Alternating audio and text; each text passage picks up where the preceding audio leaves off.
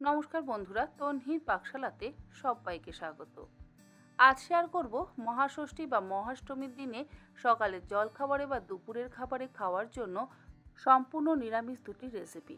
তাহলে দেখে নেওয়া যাক আমার আজকের এই ভিডিওটি। পরোটার জন্য প্রথমে ময়দার ডোটা তৈরি করে নেব। একটা বাটির মধ্যে নিয়ে নিলাম 3 বাটি পরিমাণে ময়দা। তার সাথে দিয়ে দিচ্ছি 1 চা চামচ পরিমাণে লবণ আর 1 চা চামচ পরিমাণে চিনি। আর ময়ান হিসেবে দিয়ে দিলাম 4 টেবিল চামচ পরিমাণে সাদা তেল। ময়দার সাথে সমস্ত কিছু একসাথে ভালো করে মিশিয়ে নিয়ে তারপরে অল্প অল্প পরিমাণে জল দিয়ে একটা নরম ডো তৈরি করে নিতে হবে।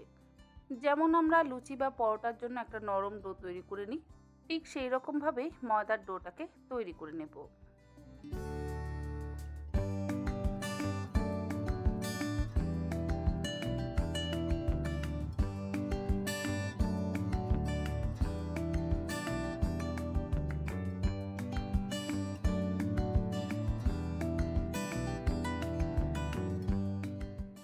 ময়দার ডোটাকে ভালো করে মেখে নেওয়ার পর ঢাকা দিয়ে আমি রেস্টে রেখে দিচ্ছি। এরপরে বানিয়ে নেব মটর পনির। তার জন্য এখানে নিয়েছি 400 গ্রাম পরিমাণে পনির। পনিরটা একটু বড় টুকরো করে কেটে নিচ্ছি।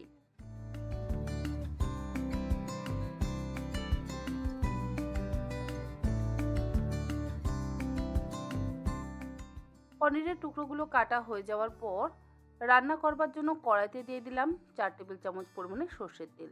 তেল ভালো মতন গরম করে নিয়ে এবারে একটা একটা করে টুকরো করে কেটে নেওয়া পনির গরম তেলের মধ্যে দিয়ে দিচ্ছি।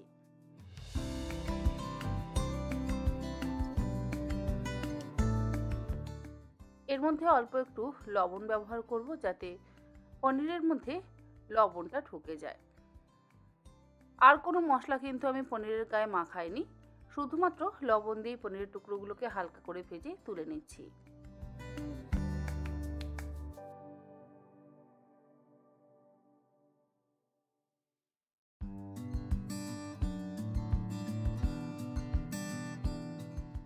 পনিরের টুকরোগুলো ভাজা হয়ে যাওয়ার পর কড়াইতে যে বাকি তেলটা রয়ে গেছে সেই তেলের মধ্যে ফোড়ন দিয়ে দিলাম 1/2 চা চামচ পরিমাণে গোটা জিরে।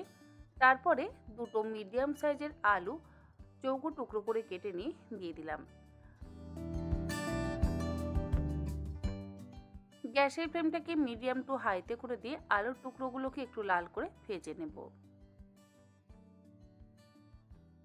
আলুটা যখন একটু মোটামুটি ভাজা হয়ে যাবে তখন এর মধ্যে দিয়ে দিচ্ছি 1/4 চা চামচ পরিমাণে হিং। আর দিচ্ছি দুটো মিডিয়াম সাইজের টুকরো করে কেটে নেওয়া টমেটো। যেহেতু সম্পূর্ণ নিরামিষ রান্না সেই জন্য আমি এখানে হিংয়ের ব্যবহার করছি। হিং দিলে কিন্তু খুব সুন্দর একটা গন্ধ হয়। টমেটোটাকে দিয়ে মিডিয়াম টু হাই ফ্লেমে মিনিট 2-3 সময় ধরে ভালো করে ভেজে নেওয়ার পর এর মধ্যে দিয়ে দিলাম 1 চা চামচ পরিমাণে আদা বাটা। আদাটা দিয়ে কিছুক্ষণ কষিয়ে নেওয়ার পর এরপরে এর মধ্যে অল্প একটু জল দিয়ে দেব।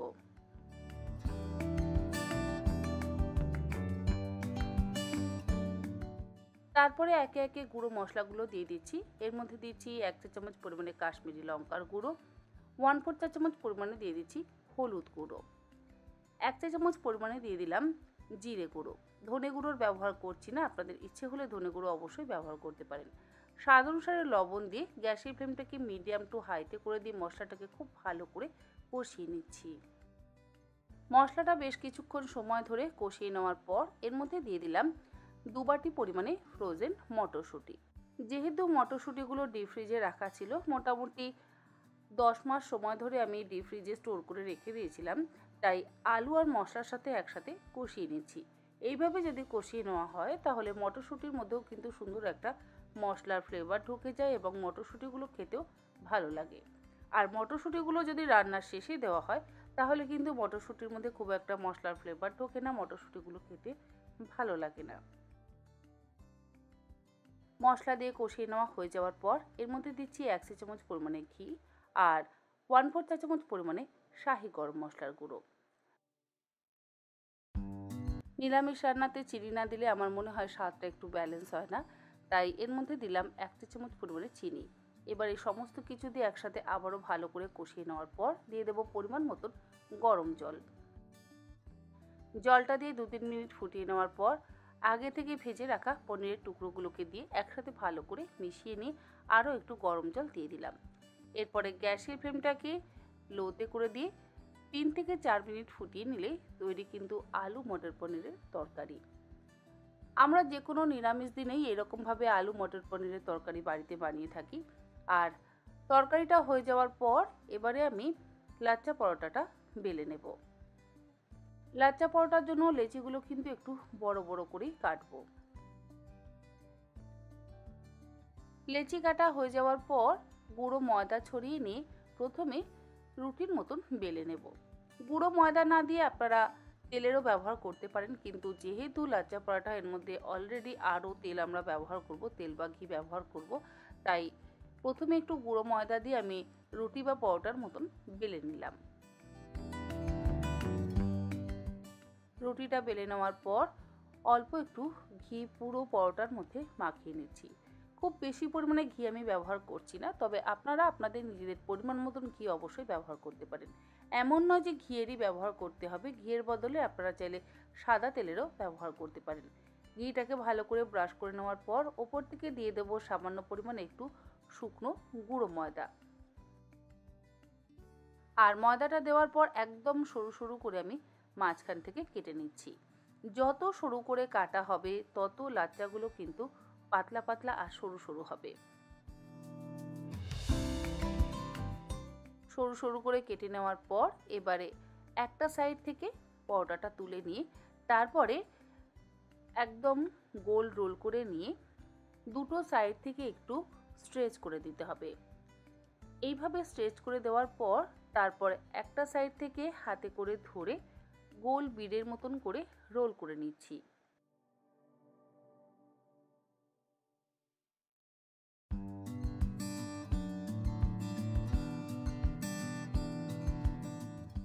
পরে আবারও একটু ঘি দিয়ে আমি লাচ্চা পরোটাটা বেলে নিচ্ছি।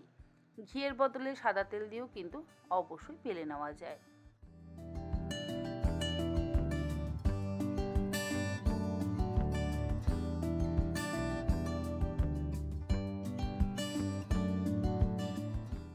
পরোটা বেলা হয়ে যাওয়ার পর তাওয়া বা চাটুটাকে আগে থেকে গরম করে নিয়ে এবার এই গরম তাওয়া বা চাটুর মধ্যে পরোটাটা দিয়ে গ্যাসের ফ্লেমটাকে হাইতে করে দিয়ে দু পিঠ উল্টে পাল্টে বেশ একটু গোল্ডেন ব্রাউন করে প্রথমে সেঁকে নেব।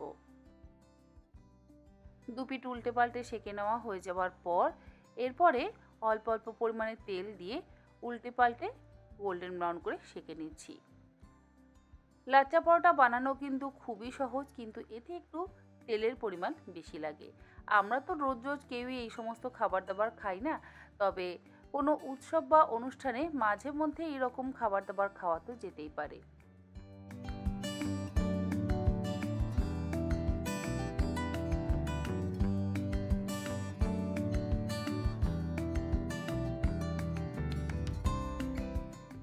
পরোটাটা উল্টে পাল্টে গোল্ডেন ব্রাউন করে সেঁকে নেওয়ার পর এইভাবে ফোল্ড করে দিচ্ছি। তাতে কি হবে, ভেতরের লাচ্চাগুলো ধীরে ধীরে খুলতে শুরু করবে।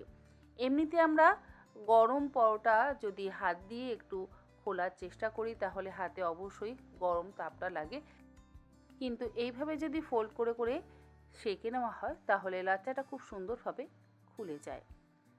এই একই রকমভাবে বাকি লাচ্চা পরোটাগুলোকেও আমি সেঁকে নেব। তৈরি হয়ে গেল লাচ্চা পরোটা আর তার সাথে আলু মটর পনিরের সবজি।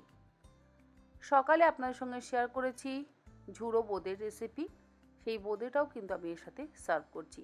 আশা করি আমার আজকের এই সম্পূর্ণ নিরামিষ আলু মটর পনিরের তরকারি বা সবজি আর তার সাথে লাচ্চা পরোটার রেসিপি আপনাদের ভালো লাগলো। ভালো লাগলে আপনারা এই রকমভাবে মহাষষ্ঠী বা মহাষ্টমীর দিনে সকালে জলখাবারে বা দুপুরে অবশ্যই বানাতে পারেন। আজ তাহলে এই পর্যন্ত, আবার হাজির হয়ে যাব অন্যদিন অন্য কোনো রেসিপি নিয়ে। ভালো থাকবেন, সুস্থ থাকবেন, ধন্যবাদ।